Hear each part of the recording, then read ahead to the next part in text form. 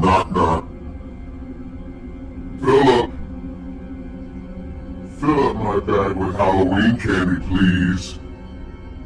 Hello, this is Joe.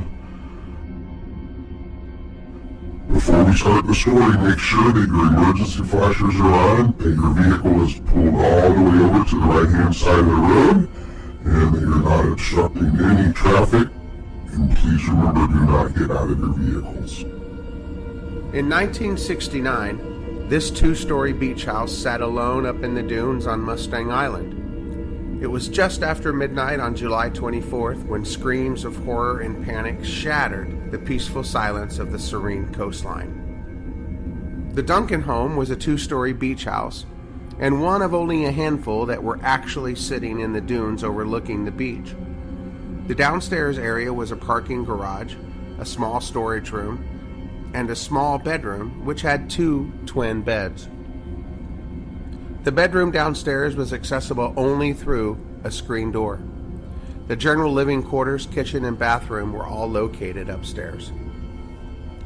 On the warm evening of July 23, 1969, Mae Duncan and her friend Caroline Harte, a friend who was visiting from San Antonio, had been reading to each other from Richard Llewellyn's novel How Green Was My Valley. Shortly after 11 p.m., Mae closed the book, laid it on the table beside her, and turned off the light. Shortly before 1 a.m., Green Duncan, Mae's father, headed downstairs to investigate the slamming of the screen door and the voices that he heard coming from the darkness below. Reportedly, he did not go into the girls' downstairs bedroom to check on them, but instead returned upstairs back to bed. When Green returned to bed, his wife Genevieve, not satisfied with her husband's answers, climbed out of bed, put on a robe, and hurried down the outside staircase. At the bottom of the stairs stood Mae, who frantically begins to tell her mother that Caroline had been crying in her sleep, but when Mae had gone over to comfort her, Caroline only cried louder. Genevieve hurried past Mae into the bedroom to find 14-year-old Caroline Harte laying face down on the twin bed. It was only when she pulled the bedspread back did she see the blood-soaked sheet that Caroline was laying on. Mae quickly ran upstairs to have her father call 911. They were instructed to wrap Caroline in a blanket and to transport her to the Lyman Roberts Hospital over in Aransas Pass.